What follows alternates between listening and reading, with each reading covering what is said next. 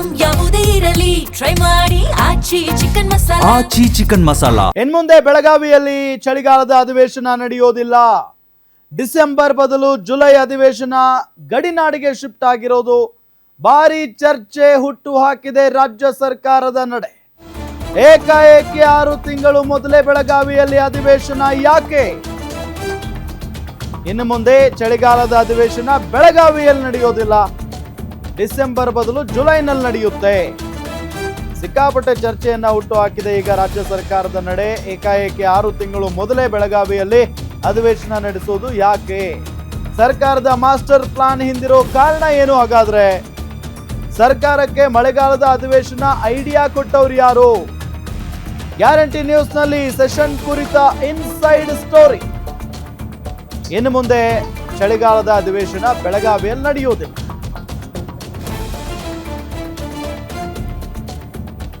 ಉತ್ತರ ಕರ್ನಾಟಕದ ಸಮಸ್ಯೆಗಳ ಬಗ್ಗೆ ಚರ್ಚೆ ಮಾಡೋ ಸಲುವಾಗಿ ಉತ್ತರ ಕರ್ನಾಟಕ ಭಾಗದ ಸಮಸ್ಯೆಗಳ ಪರಿಹಾರಕ್ಕಾಗಿ ಚಳಿಗಾಲದ ಅಧಿವೇಶನ ಕರೆಯಲಾಗ್ತಾ ಇತ್ತು. ಬಟ್ ಈಗ ಅದೇ ಚರ್ಚೆ ಜುಲೈನಲ್ಲಾಗುತ್ತೆ, ಮಳೆಗಾಲದಲ್ಲಾಗುತ್ತೆ. ಚಳಿಗಾಲದಲ್ಲಾಗಲ್ಲ, ಈ ಬಾರಿ ಮಳೆಗಾಲದ ಅಧಿವೇಶನ ಆಗುತ್ತೆ ಬೆಳಗಾವಿಯಲ್ಲಿ. ಯಾಕೆ ಚಳಿಗಾಲದ ಅಧಿವೇಶನವನ್ನ ಜುಲೈಗೆ ಶಿಫ್ಟ್ ಮಾಡಿದ್ದಾರೆ? ಡಿಸೆಂಬರ್ ಬದಲು ಜುಲೈಗೆ ಯಾಕೆ ಶಿಫ್ಟ್ ಮಾಡಿದ್ರು? ಹಾಗಾದ್ರೆ ರಾಜ್ಯ ಸರ್ಕಾರದ ನಡೆ ಬಗ್ಗೆ ಬಹಳಷ್ಟು ಕುತೂಹಲ ಮತ್ತು ಅನುಮಾನ, ಜೊತೆಗೆ ಒಂದಿಷ್ಟು ಪ್ರಶ್ನೆಗಳು. ಏನು ಹಾಗಾದ್ರೆ 6 ತಿಂಗಳು ಮೊದಲೇ ಬೆಳಗಾವಿಯಲ್ಲಿ ಅಧಿವೇಶನ ನಡೆಯುತ್ತೆ, ಡಿಸೆಂಬರ್ ಬದಲು ಮಳೆಗಾಲದ ಅಧಿವೇಶನ ನಡೆಸೋದಕ್ಕೆ ಪ್ಲಾನ್ ಮಾಡಿದ್ದಾರೆ. ಬೆಳಗಾವಿಯಲ್ಲಿ ಮಳೆಗಾಲದ ಅಧಿವೇಶನ ನಡೆಸೋ ಆತುರ ಯಾಕೆ?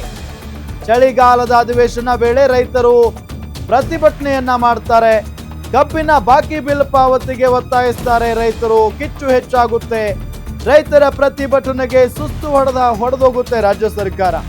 ಹೀಗಾಗಿ ಡಿಸೆಂಬರ್ ಬದಲು ಮಳೆಗಾಲದ ಅಧಿವೇಶನಕ್ಕೆ ಸಲಹೆಯನ್ನ ನೀಡಲಾಗಿದೆ. ಬೆಳಗಾವಿ ಭಾಗದ ನಾಯಕರು ಸರ್ಕಾರಕ್ಕೆ ಸಲಹೆ ಕೊಟ್ಟಿದ್ದಾರೆ. ಹೀಗಾಗಿ ಜುಲೈನಲ್ಲಿ ಮಳೆಗಾಲದ ಅಧಿವೇಶನ ಬೆಳಗಾವಿಯಲ್ಲಿ ನಡೆಸುವುದಕ್ಕೆ ಪ್ಲಾನ್ ಮಾಡಿರೋದು. ಸರ್ಕಾರದ ನಿರ್ಧಾರದ ವಿರುದ್ಧ ವಿಪಕ್ಷಗಳು ಕಿಡಿಕಾರೋದು ಗ್ಯಾರಂಟಿ. ಈ ಬಗ್ಗೆ ನಿನ್ನೆ ನಡೆದ ಸಚಿವ ಸಂಪುಟ ಸಭೆಯಲ್ಲಿ ಚರ್ಚೆಯಾಗಿದೆ. ಮುಂದಿನ ಸಂಪುಟ ಸಭೆಯಲ್ಲಿ ಚರ್ಚೆ ಮಾಡಿ ಅಂತಿಮ ನಿರ್ಧಾರವನ್ನ ತೆಗೆದುಕೊಳ್ಳಲಾಗುತ್ತೆ. ನೋಡಿ, ಯಾಕೆ ಜುಲೈನಲ್ಲಿ ಅಧಿವೇಶನ ಅನ್ನೋದಕ್ಕೆ ಒಂದಿಷ್ಟು ಪಾಯಿಂಟ್ಸ್ಗಳನ್ನ ನಿಮ್ಮ ಮುಂದೆ ಇಡ್ತಾ ಇದ್ದೀವಿ, ಸ್ಕ್ರೀನ್ ಮೇಲೆ ಗಮನಿಸಬಹುದು. 6 ತಿಂಗಳ ಮೊದಲೇ ಬೆಳಗಾವಿಯಲ್ಲಿ ಅಧಿವೇಶನ ನಡೆಯುತ್ತೆ. ಪ್ರತಿ ವರ್ಷ ಡಿಸೆಂಬರ್ನಲ್ಲಿ ಚಳಿಗಾಲದ ಅಧಿವೇಶನ ನಡೆಯುತ್ತೆ, ಆದರೆ ಈ ಬಾರಿ ಜುಲೈನಲ್ಲೇ ನಡೆಸಬೇಕು ಅಂತ ನಿನ್ನೆ ನಡೆದಂತ ಸಚಿವ ಸಂಪುಟ ಸಭೆಯಲ್ಲಿ ಚರ್ಚೆ ಆಗಿದೆ. ಡಿಸೆಂಬರ್ ಬದಲು ಮಳೆಗಾಲದ ಅಧಿವೇಶನ ನಡೆಸುವುದಕ್ಕೆ ಪ್ಲಾನ್ ಮಾಡಿದ್ದಾರೆ. ಸೊ ಇದನ್ನ ಯಾರು ಪ್ಲಾನ್ ಕೊಟ್ಟಿದ್ದು? ಸಿಎಂ ಅವ್ರಿಗೆ ಅಥವಾ ಎಲ್ಲ ನಾಯಕರಿಗೆ ಅಂತ ಅಂದ್ರೆ ಬೆಳಗಾವಿ ಜಿಲ್ಲೆಯ ನಾಯಕರುಗಳು, ಬೆಳಗಾವಿಯ ಭಾಗದ ನಾಯಕರುಗಳು ಅವರು ಸರ್ಕಾರಕ್ಕೆ ಹೇಳಿದ್ದಾರೆ. ಕಬ್ಬಿನ ಬಿಲ್ ಪಾವತಿಗೆ ರೈತರು ಒತ್ತಾಯಿಸ್ತಾರೆ, ಪ್ರತಿಭಟನೆಗಿಳಿತಾರೆ. ರೈತರ ಪ್ರತಿಭಟನೆಗೆ ಸರ್ಕಾರ ಸುಸ್ತು ಹೊಡೆದೋಗುತ್ತೆ. ಹೀಗಾಗಿ ಡಿಸೆಂಬರ್ ಬದಲು ಮಳೆಗಾಲದ ಅಧಿವೇಶನಕ್ಕೆ ಸಲಹೆಯನ್ನ ಕೊಟ್ಟಿರೋದು. ಬೆಳಗಾವಿ ಭಾಗದ ನಾಯಕರು ಸರ್ಕಾರಕ್ಕೆ ಸಲಹೆ ಕೊಟ್ಟಿದ್ದಾರೆ. ಕಬ್ಬಿನ ಬಿಲ್ ಬಾಕಿ ಇದ್ರೆ ನೀವು ಯಾವಾಗ ಅಧಿವೇಶನ ಮಾಡಿದ್ರು ಕೂಡ ಅಲ್ಲಿ ಪ್ರತಿಭಟನೆಗಳು ಆಗೇ ಆಗ್ತವೆ. ಹೋಗ್ಲಿ, ಕೇವಲ ಕಬ್ಬಿನ ಬಿಲ್ ಬಾಕಿ ವಿಚಾರಕ್ಕೆ ಸಂಬಂಧಪಟ್ಟಂತೆ ಮಾತ್ರ ಪ್ರತಿಭಟನೆ ಆಗುತ್ತಾ? ಇಲ್ಲ, ಬೇರೆ ಬೇರೆ ವಿಚಾರಗಳಿಗೆ ಸಂಬಂಧಪಟ್ಟಂತೇನೂ ಕೂಡ ಅಲ್ಲಿ ಪ್ರತಿಭಟನೆಗಳಾಗ್ತವೆ. ಪ್ರತಿಭಟನೆಗಳಿಗೆ ಭಯಪಟ್ಟು, ಪ್ರತಿಭಟನೆಗಳಿಗೆ ಹೆದರ್ಕೊಂಡು ಈ ರೀತಿಯಾದಂಥ ತೀರ್ಮಾನ ಮಾಡೋದು ಎಷ್ಟರ ಮಟ್ಟಿಗೆ ಸರಿ ಅನ್ನೋ ಪ್ರಶ್ನೆ ಸಹಜವಾಗಿ ಮೂಡುತ್ತೆ. ಇದೇ ವಿಚಾರಕ್ಕೆ ಸಂಬಂಧಪಟ್ಟಂತೆ ಡೀಟೇಲ್ಸ್ ಕೊಡ್ತಾರೆ ನಮ್ಮ political bureau head Maruti Pavagada. ನೇರ ಸಂಪರ್ಕದಲ್ಲಿ ಜಾಯಿನ್ ಆಗಿದ್ದಾರೆ. ಮಾರುತಿ ಪಾವಗಡ, ಏನ್ ನಡೀತಾ ಇದೆ? ನಿನ್ನೆ ಸಚಿವ ಸಂಪುಟದಲ್ಲಿ ಈ ಚಳಿಗಾಲದ ಅಧಿವೇಶನವನ್ನ ಮಳೆಗಾಲದ ಅಧಿವೇಶನ ಮಾಡೋದಕ್ಕೆ ತೀರ್ಮಾನ ಮಾಡಿದಾರಂತೆ.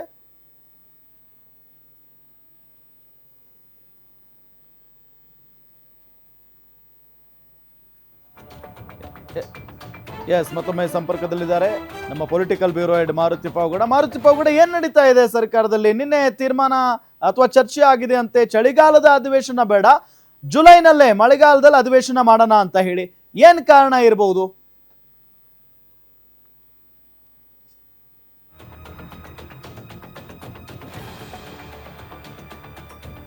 ಸಂಪರ್ಕ ಸಾಧ್ಯ ಆಗ್ತಾ ಇಲ್ಲ, ಮತ್ತೊಮ್ಮೆ ಸಂಪರ್ಕಿಸುವಂತ ಪ್ರಯತ್ನ ಮಾಡ್ತೀವಿ. ಗಮನಿಸ್ತಾ ಇದ್ದೀವಿ ಬೆಳಗಾವಿಯಲ್ಲಿ ಜುಲೈ ಅಧಿವೇಶನ ಯಾಕೆ, ಪಾಯಿಂಟ್ಸ್ ಇದಾವ್ ನೋಡಿ. ರೈತರ ಪ್ರತಿಭಟನೆಗಳಿಂದ ಸೇಫ್ ಆಗಬಹುದು. ಬೆಳಗಾವಿ ಭಾಗದ ನಾಯಕರೇ ಸರ್ಕಾರಕ್ಕೆ ಸಲಹೆ ಕೊಟ್ಟಿದ್ದಾರೆ. ಪ್ರತಿ ಡಿಸೆಂಬರ್ ತಿಂಗಳಲ್ಲಿ ರೈತರು ಕಬ್ಬು ಅರಿಯುತ್ತಾರೆ. ಪ್ರತಿ ಡಿಸೆಂಬರ್ ತಿಂಗಳಲ್ಲಿ ಪ್ರತಿ ವರ್ಷವೂ ಕಬ್ಬಿನ ಬಿಲ್ ಬಾಕಿ ಇಟ್ಕೊಂಡಿದ್ದಾವೆ ಫ್ಯಾಕ್ಟರಿಗಳು. ಇನ್ನು 3 ಪಕ್ಷಗಳ ನಾಯಕರ ಮಾಲೀಕತ್ವದಲ್ಲಿ ಶುಗರ್ ಫ್ಯಾಕ್ಟರಿಗಳಿದ್ದಾವೆ. 3 ಪಕ್ಷಗಳ ನಾಯಕರ ಒಡೆತನದಲ್ಲಿ ಬಾಕಿ ಬಿಲ್ಗಾಗಿ ಪ್ರತಿ ವರ್ಷವೂ ರೈತರು ಆಗ್ರಹಿಸ್ತಾರೆ. ಅದೇ ಸಮಯದಲ್ಲಿ ಬೆಳಗಾವಿಯಲ್ಲಿ ಚಳಿಗಾಲದ ಅಧಿವೇಶನಕ್ಕೆ ಪ್ರತಿಭಟನೆಯ ಬಿಸಿ ತಟ್ಟುತ್ತೆ. ಅಧಿವೇಶನ ನಡೆಸುವ ಸ್ಥಳದಲ್ಲೇ ಕಬ್ಬು ಬೆಳೆಗಾರರು ಹೋರಾಟಕ್ಕಿಳಿತಾರೆ. ಸರ್ಕಾರ ರೈತ ಸಂಘಟನೆಗಳಿಂದ ಬೃಹತ್ ಪ್ರತಿಭಟನೆ ಎದುರಿಸಬೇಕಾಗುತ್ತೆ. ಹೀಗಾಗಿ ಡಿಸೆಂಬರ್ ಬದಲು ಬೆಳಗಾವಿಯಲ್ಲಿ ಜುಲೈ ಅಧಿವೇಶನ ನಡೆಸಿ ಅಂತ ಬೆಳಗಾವಿ ಭಾಗದ ನಾಯಕರು ಸರ್ಕಾರಕ್ಕೆ ಸೂಚನೆಯನ್ನ ಕೊಟ್ಟಿದ್ದಾರೆ. ನಿಜಕ್ಕೂ ಕೂಡ ಈಗ ಈ ಪ್ರತಿಭಟನೆಗಳಿಗೆ ಹೆದರಿ ಈ ರೀತಿಯಾದಂಥ ತೀರ್ಮಾನಗಳನ್ನು ತೆಗೆದುಕೊಳ್ತಾರೆ ಅಂತ ಅಂದ್ರೆ ಸಹಜವಾಗಿ ಇದು ಹೆಂಗೆ ಹೇಳಬೇಕು? ಸರ್ಕಾರ ಪ್ರತಿಭಟನೆಗಳಿಗೆ ಹೆದರುತ್ತೆ ಅಂತ ಅಂದ್ರೆ ಏನರ್ಥ? ಕಬ್ಬಿನ ಬಿಲ್ ಬಾಕಿ ಏನಿರುತ್ತಲ್ಲ ಅದನ್ನು ಕೊಟ್ಟು ಬಿಟ್ರೆ ರೈತರು ಯಾಕೆ ಅಲ್ಲಿ ಬಂದು ಪ್ರತಿಭಟನೆ ಮಾಡ್ತಾರೆ? ಅವ್ರಿಗೇನು ಬೇರೆ ಕೆಲಸ ಇರಲ್ವಾ? ಬಾಕಿ ಉಳಿಸ್ಕೊಳ್ಳೋದು ಯಾಕೆ? ಹಣನ ಕಷ್ಟಪಟ್ಟು ದುಡ್ದಿರ್ತಾರೆ, ಕಬ್ಬನ್ನ ಕೊಟ್ಟಿರ್ತಾರೆ ಫ್ಯಾಕ್ಟ್ರಿಗೆ, ಅದ್ರ ಹಣ ಕೊಡಬೇಕು, ಫ್ಯಾಕ್ಟ್ರಿಯವರು ಕೊಡಬೇಕು. ಅದನ್ನ ಬಿಟ್ಟು ಬಾಕಿ ಉಳಿಸ್ಕೊಂಡ್ರೆ ಹೌದು ಯಾರನ್ನ ಕೇಳಬೇಕು? ಸರ್ಕಾರವನ್ನೇ ಅಲ್ವಾ? ಸರ್ಕಾರನ ಕೇಳೋದಕ್ಕೆ ಬರ್ತಾರೆ. ಅದೇ ನೀವು ಡೈರೆಕ್ಟ್ ಆಗಿ ಕಬ್ಬಿನ ಫ್ಯಾಕ್ಟ್ರಿಗಳಿಗೆ ಮಾಲೀಕರುಗಳಿಗೆ ಹೇಳಿಬಿಟ್ರೆ ನೋಡ್ರಪ್ಪ ಅವ್ರ ಬಿಲ್ ಬಾಕಿ ಉಳಿಸ್ಕೊಳ್ಬೇಡಿ, ಕೊಟ್ಟು ಬಿಡಿ ಅಂತ ಹೇಳಿಬಿಟ್ರೆ ಅಲ್ಲಿ ಕೆಲಸ ಮುಗೀತು, ಪ್ರತಿಭಟನೆಗಳು ಆಗಲ್ಲ. ಸೊ ಕೇವಲ ರೈತರು ಪ್ರತಿಭಟನೆ ಮಾಡ್ತಾರೆ ಅನ್ನೋ ಕಾರಣಕ್ಕೆ ಚಳಿಗಾಲದ ಅಧಿವೇಶನವನ್ನ ಮಳೆಗಾಲದಲ್ಲಿ ಮಾಡೋದಕ್ಕೆ ಅಥವಾ ಜುಲೈನಲ್ಲಿ ಮಾಡೋದಕ್ಕೆ ತೀರ್ಮಾನ ತೆಗೆದುಕೊಳ್ತಾರೆ ಅಂತ ಅಂದ್ರೆ ಇದು ನಿಜಕ್ಕೂ ಆಶ್ಚರ್ಯನೇ.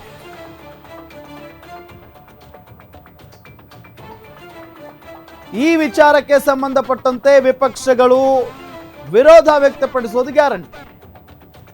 ಯಾವಾಗ ಬೆಳಗಾವಿಯಲ್ಲಿ ಸುವರ್ಣಸೌಧ ಆಯ್ತೋ ಆ ದಿನದಿಂದಲೂ ಕೂಡ ಚಳಿಗಾಲದ ಅಧಿವೇಶನ ನಡೆದುಕೊಂಡು ಬರ್ತಾ ಇದೆ. ಈಗ ಏಕಾಏಕಿಯಾಗಿ ಬದಲಾವಣೆ ಮಾಡೋದು ಎಷ್ಟರ ಮಟ್ಟಿಗೆ ಸರಿ? ಅದು ಕಾರಣಗಳಂತೂ ವಿಚಿತ್ರವಾಗಿದಾವ ಬಿಡಿ. ಕಬ್ಬಿನ ಬಿಲ್ ಬಾಕಿ ಉಳಿಸ್ಕೊಳ್ತಾರಂತೆ ಫ್ಯಾಕ್ಟರಿಯವರು, ಅದಕ್ಕಾಗಿ ರೈತರ ಪ್ರತಿಭಟನೆ ಮಾಡ್ತಾರಂತೆ. ಹಂಗಾಗಿ ಆ ಪ್ರತಿಭಟನೆಯ ಬಿಸಿಯಿಂದ ತಪ್ಪಿಸಿಕೊಳ್ಳುವ ಸಲುವಾಗಿ ಈ ರೀತಿಯಾದಂಥ ತೀರ್ಮಾನಕ್ಕೆ ಸರ್ಕಾರ ಬರುತ್ತಂತೆ.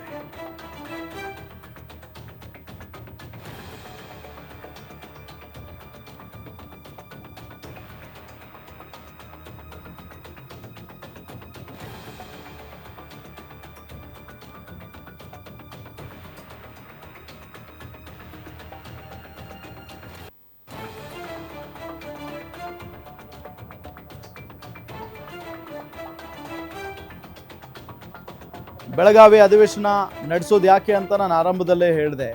ಉತ್ತರ ಕರ್ನಾಟಕದ ಭಾಗದಲ್ಲಿ ಸಾಕಷ್ಟು ಜ್ವಲಂತ ಸಮಸ್ಯೆಗಳಿದ್ದಾವೆ.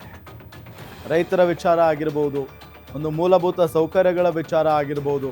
ಸೊ ಇದೆಲ್ಲದರ ಬಗ್ಗೆ ಗಮನ ಹರಿಸಲ್ಲ. ಅದರಲ್ಲೂ ಬೆಂಗಳೂರಿನ ವಿಧಾನಸೌಧದಲ್ಲಿ ಅಧಿವೇಶನ ನಡೆಯುವಂಥ ಸಂದರ್ಭದಲ್ಲಿ ಉತ್ತರ ಕರ್ನಾಟಕವನ್ನು ಸಂಪೂರ್ಣವಾಗಿ ನಿರ್ಲಕ್ಷ್ಯ ಮಾಡಿಬಿಡ್ತಾರೆ ಅನ್ನೋ ಆರೋಪ. ಹಾಗಾಗಿ ಈ ಹಿಂದೆನೇ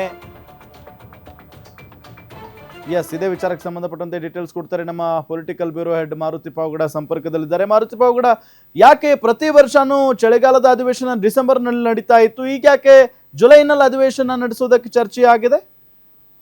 ಇಲ್ಲ, ಬೆಳಗಾವಿ ಅಧಿವೇಶನ ಪ್ರತಿ ವರ್ಷವೂ ಕೂಡ ಡಿಸೆಂಬರ್ ಇಲ್ಲವೇ ಜನವರಿಯಲ್ಲಿ ಚಳಿಗಾಲದ ಅಧಿವೇಶನವನ್ನ ಬೆಳಗಾವಿಯ ಸುವರ್ಣಸೌಧದಲ್ಲಿ ಸರ್ಕಾರ ಮಾಡ್ತಾ ಬಂತು. ಅದು ಕಾಂಗ್ರೆಸ್ ಸರ್ಕಾರ ಇರಲಿ, ಬಿಜೆಪಿ ಸರ್ಕಾರ ಇರಲಿ, ಇಲ್ಲ ಸಮ್ಮಿಶ್ರ ಸರ್ಕಾರ ಇದ್ದಾಗಲೂ ಕೂಡ ಇದೇ ಸಂಪ್ರದಾಯವನ್ನ ಮಾಡ್ಕೊಂಡು ಬಂದಿದ್ರು. ಆದ್ರೆ ಈ ಬಾರಿ ಆ ಸಂಪ್ರದಾಯವನ್ನ ಮುರಿಬೇಕು ಅನ್ನುವಂತ ಒಂದು ನಿರ್ಧಾರಕ್ಕೆ ಸಿದ್ದರಾಮಯ್ಯ ನೇತೃತ್ವದ ಕಾಂಗ್ರೆಸ್ ಸರ್ಕಾರ ಬಂದಂತೆ ಕಾಣಿಸ್ತಿದೆ.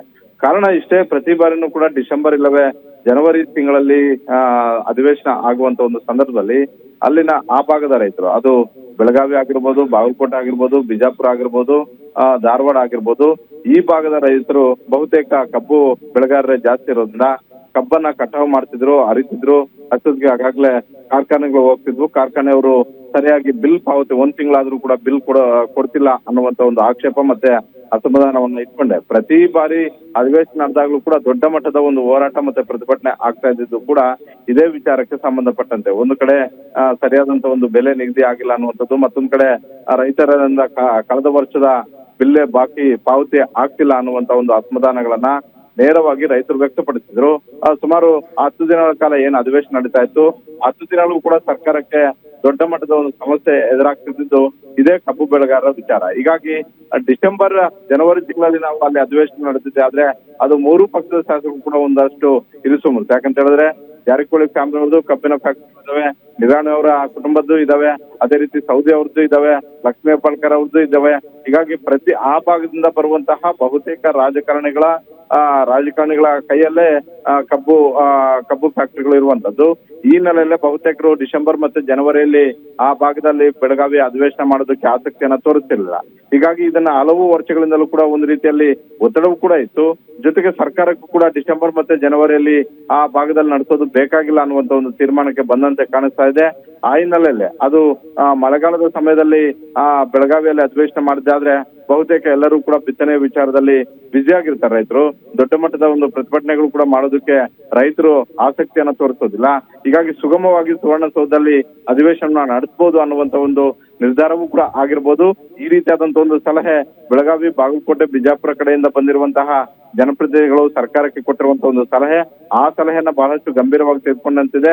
ಒಟ್ಟಾರೆ ರೈತರ ಪ್ರತಿಭಟನೆಗಳಿಂದ ಯಾವ ರೀತಿಯಾಗಿ ನಾವು ಪಾರಾಗಬೇಕು ಅನ್ನುವಂತ ಒಂದು ಲೆಕ್ಕಾಚಾರವನ್ನ ಹಾಕೊಂಡೆ ಬೆಳಗಾವಿಯ ಅಧಿವೇಶನವನ್ನ ಕಳೆದ ಡಿಸೆಂಬರ್ ಮತ್ತು ಜನವರಿಯಲ್ಲಷ್ಟೇ ಬೆಳಗಾವಿ ಅಧಿವೇಶನ ಕಂಪ್ಲೀಟ್ ಆಗಿದೆ. ಇನ್ನೇನು ಕೇವಲ 5 ತಿಂಗಳು ಆಗಿದೆ ಅಷ್ಟೇ. ಆ ಸಂದರ್ಭದಲ್ಲಿ ಮತ್ತೊಮ್ಮೆ ಬೆಳಗಾವಿಯಲ್ಲಿ ಅಧಿವೇಶನ ಮಾಡಬೇಕು ಅನ್ನುವಂತ ಒಂದು ನಿರ್ಧಾರವನ್ನ ಮಾಡ್ತಾ ಇರೋದನ್ನ ನೋಡಿದ್ರೆ ಬಹುತೇಕ ರೈತರ ಪ್ರತಿಭಟನೆಗಳಿಂದ ಬಚಾವಾಗುವ ಸಲುವಾಗಿ ಸರ್ಕಾರ ಈ ನಿರ್ಧಾರಕ್ಕೆ ಬಂದಂತೆ ಕಾಣಿಸ್ತಾ ಇದೆ. ರಾಮ್, ಥ್ಯಾಂಕ್ ಯು ಮಾರುತಿ ಪಾವಗಡ ತಮ್ಮೆಲ್ಲ ಮಾಹಿತಿಗಾಗಿ.